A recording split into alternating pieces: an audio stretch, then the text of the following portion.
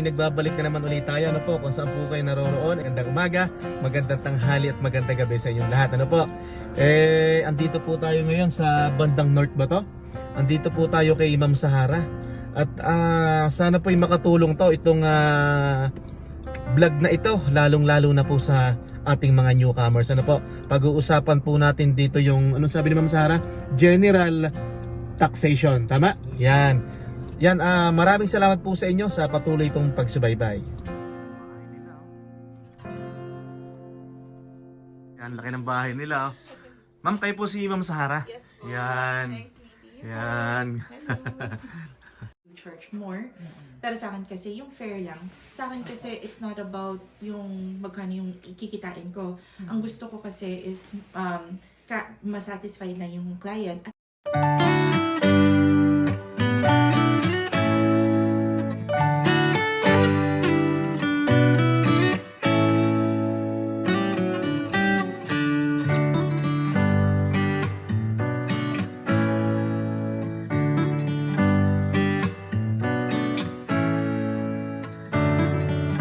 Yun, andito na po tayo sa bahay ni Miss Sahara. Ma'am, salamat po sa pagpapaunlak. Ano po? Bale, matutulungan po tayo ni Miss Sahara, lalo na po doon sa mga nagtatanong. Lalo na doon sa pinanggalingan kong probinsya, sa Labrador City, Province of Newfoundland and Labrador. Marami na po naghihintay nito. Ma'am, bali yung topic natin regarding sa ibinigay mo kay mahal na Reyna, sa aking asawa. Ano yun? General taxation information ba? Parang ganun? Yes. Yun. So, ma'am, may mga Pakilala mo na siya. hindi pala to few question, marami palang question to. Pero ito po yung ating si Miss Sahara, under po siya ng, bali sarili nyo yun, di ba? Padilla Consultant. Padilla Yan. Consulting, opo. So, ma'am, taga-saan ka sa atin? Batiin mo naman yung mga taga-saan. La Union po. Ayan. So, hello po sa mga taga La Union kung nanonood po kayo. Okay. So, bago po tayo magsimula, lalong-lalo na po dun sa mga kababayan namin ng mga kapwa Pilipino, kung meron po kaming masabi dito na mapasobra or kulang, paki-comment na lang po at para matuto po tayo. So, pakituruan na lang po kami. Hindi naman po namin na sinasabi na yung mga sasabihin namin dito naaangkop po sa mga kagustuhan nyo. Ano po? So, yun lang po. Ma'am, may unang tanong po ako. Nakasulat na po kasi dito, ma'am. Bali, kailan ang simula po ng tax filing? Every year, hindi pare-parehas yung date. So, usually, second or third week of February. For this year, hindi pa nilalabas ng CRA yung date, pero most likely February 17 siya. Oh. Okay. So, kahit tayo mag-asawa, hindi natin na alam yun, di ba? Mag-hi ka muna dito, mahal na Reyna. Yan. Lagi ko po kasi siya na. Yan, kasama ko po si mahal na Reyna. Yan, okay. Thank you. Tapos, ma'am, ang sunod pong question natin, ano-ano ang mga kasali sa tax filing o mga dapat isama? So, normally, kung basic tax filing naman siya, personal filing lang, of course, yung T4 natin. Some people, may mga T-slips silang tinatawag. So, may T5, depende sa mga investments nila or kung saan po sila nag-work. Pero, common talaga yung T4. And then, other than that, yung mga receipts po. Common receipts na pwede nating isama, medical receipts, donation receipts, tuition kung nag-aral po, kung may mga anak, yung daycare expenses po. Okay. So, kailangan po ba yun itatago yung mga receipt? Yes, yes. Kasi okay. Pagka nag-audit po ang CRA, gusto po nilang makita yung receipts as proof na may binayaran po tayong mga ganitong expenses. Kasi may instances na baka mapatapat sa'yo na tanungin ka, so meron ka talagang maipapakita. Yes, Yeah. correct. Tapos, next question natin. After ng tax filing, bakit may nakukuha ang iba na pera? Okay. So, after tax filing, possibly kasi na maraming reasons kung bakit may extra pa na nakukuha. Unang reason is possible kasi na meron kayong other credits na hindi na isama doon sa income taxes and meron namang information ng CRA. So then sasabihin nila, okay, qualified ka pa ng extra refund. So bibigyan ka ng extra refund. Or may mga credits na baka hindi aware yung gumawa ng taxes and hindi na isama sa income taxes. So mag-a-adjust na lang si CRA. Pangalawa, other benefits po na nare-receive natin after tax filing katulad ng GST, carbon rebate, yung workers benefit na tinatawag for low income. So, maraming benefits na dumarating after filing. Ang importante, i-file po natin every single year para hindi po mag-stop yung benefits na yun. Oh, so ibig sabihin, kung hindi ka magpa-file, wala kang marireceive. Magsa-stop po yun, yes, Oh, correct. okay. Tapos, next question natin.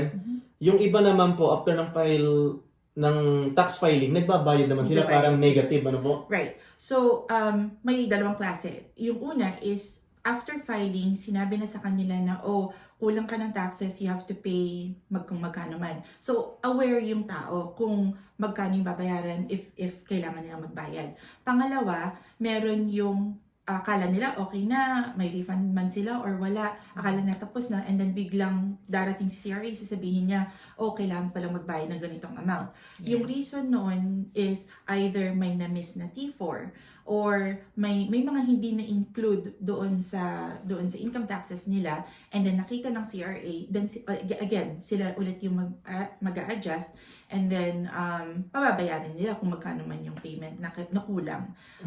Other than that, pwedeng wala kang na-miss, pero sasabihin nila, titignan nila yung income taxes, nag-claim ka ng 10,000 na donations. I wanna make sure na tama ito and totoo ito, patingin ng resibo. Kung hindi nakapakita ng resibo, sasabihin ng CRA, babawiin ko tong credit na to, magbabayad ka. Ganon. So even sa donation, may makakapag Refund. Yes. refund ka Yes. ng tax mo? Yeah. So, donations, it has to be yung mga qualified na charities. Kunyari, mga Red Cross, or donations sa church, mga organizations na naka-register dito sa Canada. Oh, Okay. Ma'am, next question natin. Pwede ka ba mag-file ng tax on your own? Yung, halimbawa, yung kagaya namin or kagaya nila? Yes, definitely. So, matagal ko nang ginagawa yung work ko. So, since nag-graduate ako 2011, University of Lethbridge, and then after that, yes, so then, ever since nanganak kasi ako, ito na yung ginawa ko. Hindi na ako nag-work sa iba. So, may mga nakikilala ko na parang napakasimple lang. Isang T4 lang sila, no other credits, no other receipts. Ngayon, minsan, lalo na kung busy ako, tinatanong ko, lalo na kung yung client, nakikita ko, willing silang matuto. Yeah. Tatanungin ko, gusto niyo po ba i-file po ninyo on your own? I-guide ko na lang po kayo. Pag sinabi ng client ko, oo, then tutulungan ko na lang sila. Sasabihin ko, okay, download mo lang to, input mo lang to mga to, and then you're good to go. Normally, hindi ako nag-charge ng ganun kasi tuturuan ko na sila. Sila na yung gagawa. If they have any questions, then okay lang, magtanong na sila. Para yun sa mga hindi masyadong busy. Yes. Pero pag sa kagaya namin, ma'am, mas prefer namin na yung kagaya mo yung hihingi kami ng tulong sa iyo, di ba? So, next question po natin, sino-sino ba ang pwedeng mag-apply ng tax? Yung mag-file ng tax. Everyone na nag-work dito, lahat actually anybody na may status. So yung mga student permits, even if sabihin natin hindi talaga sila nag-work, nag-school lang sila dito pero may student permits sila dito. Yung tuition fee kasi nila pwede nilang i-claim sa income taxes. Now, sabihin na natin na So malaking tulong yun sa mga students. yes. Okay. For now, kasi nag-change ang policy ng CRA, 15% ng tuition pwedeng mabalik as refund. So when I say as refund, kung hindi ka kasi nag-work, wala kang tax na ibibigay sa CRA, wala kang mai-refund. Kaya nga tinawag na refund kasi ibabalik lang sa'yo kung ano yung binigay mo. So let's say for example, scenario, hindi nag-work yung student, pero nagbayad siya ng tuition, of course. So ang gagawin niya, i-file niya yung tuition fee niya this year, and then sabihin na natin next year, nag-decide siyang mag-work. And then sabihin natin tapos na siyang mag-aral by then. Pwede niyang gamitin yung tuition niya this year para gamitin for next year doon sa work niya para makabawi pa rin siya ng refund. So carry forwarded ang tuition fees. Okay. Ganun pala, no? So malaking tulong yun sa mga naka-student visa. Yes. Opo. Lalo na kung family sila. Yes. Parehas mag-asawa. Ang tuition fee pwedeng gamit, kunyari isang asawa lang yung nag-work, nag-school, and then yung isa nag-work, pwedeng i-transfer para siya yung gagamit ng credit. para makabawi ng refund. Okay. Ma'am, ito, next question natin. What if hindi ka nakapag-file ng tax? Nakalimutan mo mag-file ng tax? Ano yung mga consequences na... Okay. So, kung nakalimutan natin mag-file or late tayo mag-file, two things. So, una, syempre of course, pag hindi tayo nag-file, matitigil yung mga benefits na binanggit ko kanina, yung GST, mga carbon, pati child benefits. So, kung tumatanggap ka ng child benefits, by July, mag-i-stop na yan. Sasabihin niya na, oh, hindi ka nag-file ng taxes mo nung ganitong year, we need that para ma-recalculate natin yung child benefits. Ganon. Tapos, kung kunyari, late tayo nag-file, kung may refund ka naman, that's okay. Wala namang problema yon. Ibibigay ng government yung refund mo. Syempre lang, depende kung gaano ka-late mag-file, ganun din madidelay yung mga benefits. Pangalawa, kung kunyari delayed ka, tapos may babayaran ka pala, may utang ka pala, mag-charge ng penalty and interest ang government. So, lalaki pa yung utang. Eh, ma'am, tanong ko lang, kasi minsan, pag nag-file ka, so nakaka-refund ka. Tapos, after few months, darating na sulat si CRA na, may owing ka. Babawiin. Babawiin yung binigay sa'yo. Yes. Nangyayari talaga yun. Nangyayari yun.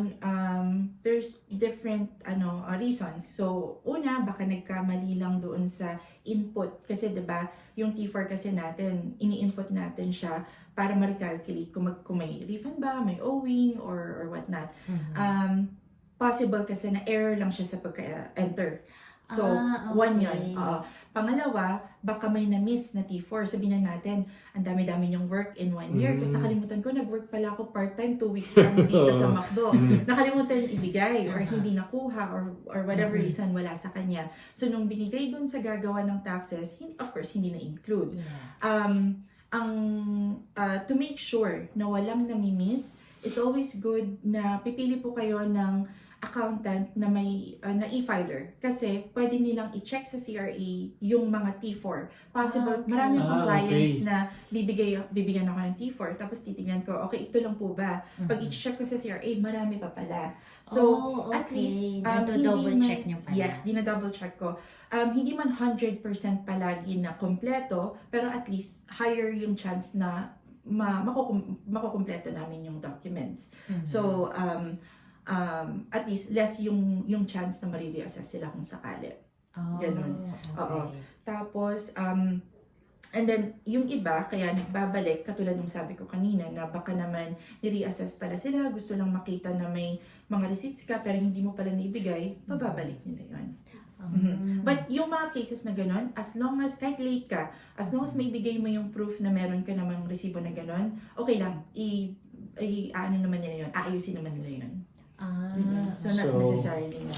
Ano yung last question natin kay Ma'am Sahara? Ano ang GST o ano ba to? HST na sinasabi nila? Yes.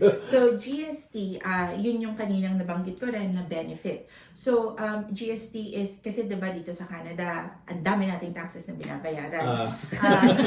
Madami doon. Yes. Swerte tayo dito sa Alberta kasi 5% lang. Other provinces, sobrang laki ng mga GST percentages nila.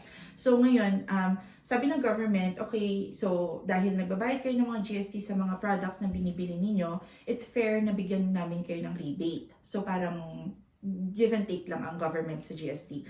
Now, pero ang basis ng government in terms of kung magkano ang ibibigay sa tao yung GST is based on income.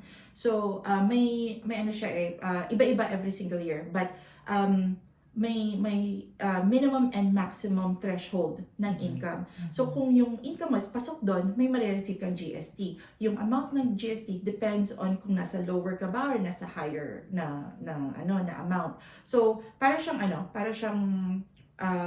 mountain kumbaga. So habang nasa minimum threshold ka, medyo konti rin yung GST. Pataas ka ng pataas ng income, tumataas din yung GST na ibibigay. Pero pag na-hit mo na yung maximum threshold ng GST calculation, tapos pataas ka pa rin ng pataas ng income, pababa ulit yung marireceive mo hanggang sa pag super taas na yung income mo, mawawala na yung GST. Ganun pala yun, Yes. no? And then, other benefits din, aside from GST, may carbon rebate tayo. Lahat ng provinces may carbon rebate. Ang carbon rebate is galing sa, di ba, pagka nagbabayad tayo ng utilities. Regardless kung house owner ka or renter ka, may portion ka ng utilities na binabayaran, right? Kasi gumagamit tayo lahat ng utilities. Now, noong 2018, ang government, sabi nila, okay, kailangan nating lagyan ng tax itong mga utilities aside from GST. So, it's called carbon tax. Ngayon, sabi ng yung mga provinces, sobrang taas na ng carbon tax, hindi na natin ma-afford yung pagbabayad ng bills. So, sabi ng government, okay, magbibigay kami ng carbon rebate. So, ang carbon rebate naman, as long as 18 years old and above, magkakaroon ka ng carbon rebate regardless kung nag-work ka or hindi, basta mag-file ka ng taxes, may carbon rebate. Wow. So, Yes. yung carbon rebate na yan, nare-receive siya. Kasabay ng GST, quarterly din So, siya. quarterly din siya. Opo. Okay. May same month, pero iba-iba lang yung dates. Kasi Oh, GST is usually 5th, depende kung anong day siya mataon. And then yung carbon rebate is mga nasa 13, mga ganun. So, depende kasi sa dates. So, in short, lahat ng nare-receive natin is depende sa pagpa-file mo Right. ng tax. Yes, kaya napaka-importante mag-file ng tax. Kasi marami tayong makukuha kahit paano sa government. Thank you kay Miss Sahara. Ma'am, baka ito lang kasi yung mga question ko, nasulat ko na. Ma'am, baka may mga additional information kayo na na-miss ako na pwede niyong itagdag. Ako pala, Ay, sorry, yes may po. itatanong pala ako. Yan. Sorry, kasi dati taga Newfoundland Labrador kami, di ba? Tapos ngayon nagta-travel kami papunta ng Ontario. Tapos may nagsasabi na makakapag-refund din kami pag na mga nagta-travel. Totoo Yes. po ba 'yon? Okay, yes, but case-to-case basis yon. Medyo a little bit more complicated type of tax return yon. Depende kasi sa case ng client. So sa case po ninyo kasi, nakatira po kayo sa area where medyo hindi kayo malapit sa city, right? Yeah. So then, yung area po ninyo is qualified sa tinatawag na nablank po ako. Yung Northern Allowance. Oh, Northern Yes. Naririnig ko, ma'am, yan. Northern deduction ang tawag doon. So, dahil malayo kayo, syempre, hindi naman kayo pwedeng ma-stuck lang doon. So, of course, nagte-travel kayo somewhere else. Doon sa income tax return natin, there's this form where pwede kayong mag-claim ng mga travels ninyo outside ng area ninyo. Pero hindi lahat qualified. Of course, depende sa area. Kung medyo, may list sa CRA website kung ano yung mga areas na qualified. Kung depende kung taga saan sila.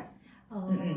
So, yung travels, pwedeng maklaim yon. And even if sabihin natin hindi kayo nag-travel, nakatira lang kayo doon, meron pa rin na-deduct na amount kasi may calculation ng CRA para pang tulong lang sa expenses. Kasi ang parang reasoning nila is syempre malayo ka na nga. Sometimes not everything is available doon. Syempre magta-travel kayo sa city to get some groceries or whatever. Ano po yun? Automatic na makikita na meron kang Northern Allowance kung taga dun ka. So, kailangan i-input mo pa rin. Yes. So, depende. Okay. Dun sa gumagawa, kung aware siya, alam naman niyang kung paano i-file, then, gagawin niya yun for the client. So, kasi may mga clients din na hindi aware doon, hindi nila alam yung ganun, mag-aasa lang sila doon sa tagagawa.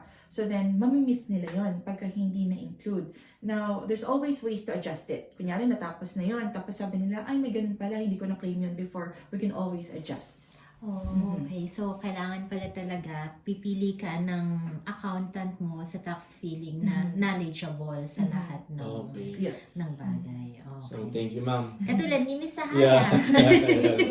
So, ma'am, may gusto ko pa itagdag? General information. So, just general information and parang siguro more towards sa mga newcomers. Kasi syempre yung mga oldcomers or yung mga nandito na, mas may konting knowledge sila kasi sa newcomers. So at least kahit mabigyan ko ng more information mga newcomers, at least hindi sila nangangapa, especially for the first time na marami akong clients na ang daming questions kasi, and I understand kasi sobrang bago to para sa kanila. So sa mga newcomers, makaka-receive kayo ng T4 from work, yun yung pinaka-una. Hanap po kayo ng knowledgeable na accountant. Again, you can always do it on your own, pero kung first time kasi ninyo, maraming mga receipts na pwede naman nating maklaim. Kung meron pala kayo tapos hindi po natin na-claim, sayang naman po yung makukuha. And also, maraming rules ang government in terms of dependents. Mostly mga newcomers, foreign workers, may mga families sa Philippines. Even if nandun sila, meron pa rin kayong pwedeng maklaim na mga benefits for having a family din kahit papano. So yung dependent credit na tinatawag. And so after nung T4, make sure na kung meron man kayong mga medical receipts, yung medical, when I say medical, hindi po pwede yung mga na-reimburse sa insurance. It has to be yung out of pocket. Donation receipts, tuition dun sa mga student permit na first time na nandito, yung tuition po ninyo, always make sure na ibigay po yun dun sa gagawa ng taxes. And then, kung may mga cases din na newcomer sila, may mga anak sila, diba yung student permit, may kasamang family. Yeah. Yung mga bata, yung iba, dinadala nila sa daycare, so may binayad silang daycare expense. Make sure to include that din po. Kasama din po yan sa filing ng income taxes, yung daycare expenses. And then, doon sa, again, dun sa mga newcomers, yung binanggit ko po kanina na benefits, yung GST, carbon rebate, child benefits, kung ma-qualify man kayo later on, hindi po yan automatic. Hindi yan, katulad nung sabi ko kanina, basta every single year makaka-receive ka. But if you're a newcomer, dahil first time mo pa lang, you have to apply for it muna. And then once na naka-apply ka na, every single year, tuloy-tuloy na siya. So, once lang yun. May form yun. If you're not sure, just always ask yung gagawa ng taxes ninyo. Always mention na lang, kung hindi man makabisado lahat ng sinabi ko, just say, uy, paano yung GST ko? Am I eligible for it? So, at least yung tao na gagawa, they'll maybe reminded na, okay, kailangan mo mag-apply. So, ito yung form. Ganon. Just be careful kasi may mga gagawa na, automatic yan. But not knowing na, newcomer sila, hindi yan automatic. They have to apply for it. Ganyan.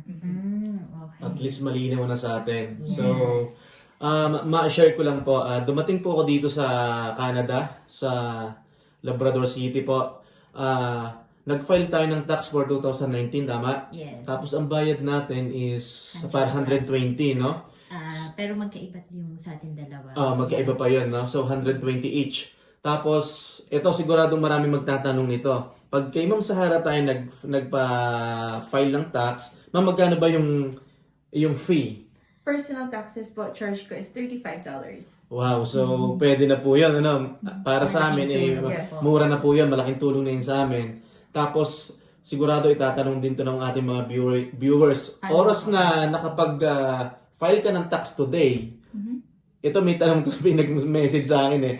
Kailan to marireceive yung pera kung may marireceive? After a weeks or 2 weeks? Normally, generally, and usually, pagka-file ko, laging sinasabi 8 business days. And it's always true. As long as nag-go through yung filing. Also, I can always double check. Pagka-file ko, like pagka-pindot ko ng submit, lalagin lang ako sa CRA account ko kasi I can access naman yung clients ko. Sasabihin sa akin, madi-deposit yung refund nila on this day. So sasabihin ko sa kanila, i-expect mo on this day. So at least alam nila. May chances, may instances po na lalo na either newcomer man or maybe may problema from before, may times talaga na medyo nadi-delay after filing. Pero those are specific cases na may naging problema siguro before or may problema ngayon. Like it could be, I don't know, maybe there's something wrong with the SIN or something. So, konting-konti lang naman yung cases ko na ganun. But I will always let you know naman, kung magpapagawa kayo sa akin, I'll always let you know kung kailan siya ma-expect. Now, kung nataon kayo na isa kayo dun sa situation na nabanggit ko na medyo may delay, follow-up lang tayo ng follow-up. Unfortunately, we're just gonna have to wait. But yeah, mostly 8 business days lang yan. So, Ma'am Sahara, thank you po. Bali, si Miss Sahara po yung may-ari po ng Padilla Consulting. Kung hindi ako nagkakamali, si Miss Sahara ay nag-aral sa University of Lethbridge as accountant yun. Nako. So kung may marami po tayong mga viewers na gusto magtanong. Saan po kayo pwedeng makontak? Ay, Okay lang po bang ipakita ko sa screen yung contact mo? Yes, Or yes.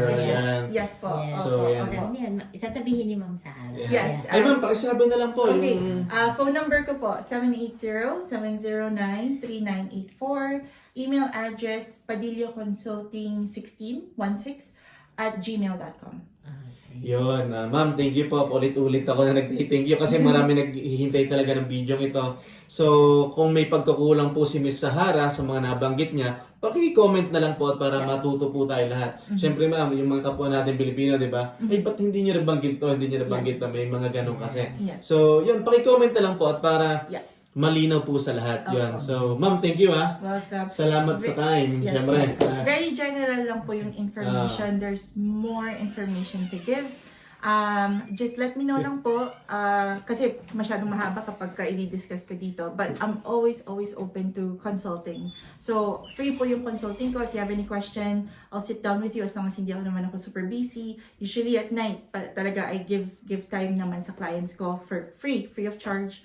And also, if nagpagawa po kayo sa akin, please, I'll always expect na may explanation. Hindi ko i-hand lang sa'yo and then sabihin ko na, antayin mo lang yung refund mo and then next. No. Lagi kong ina-explain na, okay, ito yung naging income mo, ito yung mga taxes mo. I-explain ko para for next year, alam nyo na kung bakit ako nagbabayad, bakit ganito lang yung refund ko. Kasi madalas ganun yung questions. So, there's always explanations doon and I can help you with that. So, nag-raise siya ng hand. Pakapi pa tayo ni Miss Sahara, oh. Pinagkakapi pa tayo.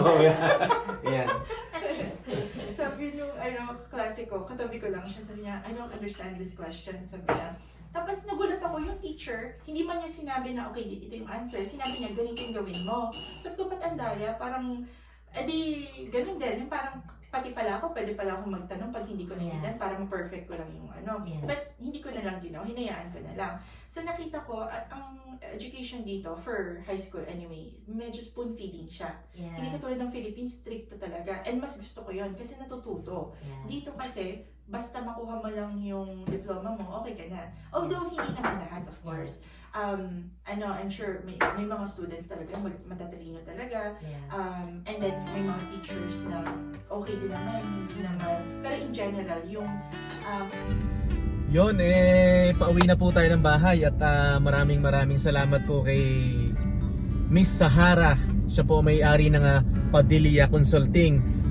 Bale, siya po tumulong po sa amin sa tax computation ng year of 2023, tama? Tapos ngayon, year 2024 na tax filing, siya pa rin po yung tutulong sa amin. So sa may gusto lang po, pwede po nyo siyang kontakin. Sinabi naman po kanina yung information niya, yung telephone number, at saka po yung email address, sinabi naman po niya kanina sa mga vlogs natin. Ano po? So, gaya po ng sabi ko kanina, kung may pagkukulang po kami, o kaya sobra, paki-comment na lang po at para mas maliwanag po sa bawat isa. Ano po? Yan. So, Ma'am Sahara, maraming salamat po sa inyo at marami pong kayong matutulungan at maraming maliliwanagan, lalo na po doon sa mga newcomers dito sa Canada. Hindi po matatapos ang araw na to na hindi po kami nagpapaalam sa inyo.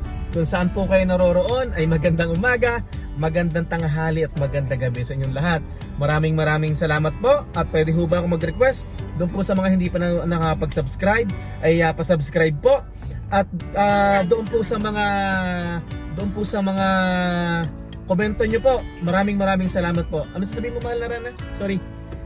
Kung nagustuhan nila yung vlog natin. Nagustuhan po nila yung vlog namin. Maraming salamat po. Yan, maraming sa mga sumusuporta po at nagme-message sa aming Facebook page, sa aming personal Facebook. Maraming salamat Yan, sa inyo.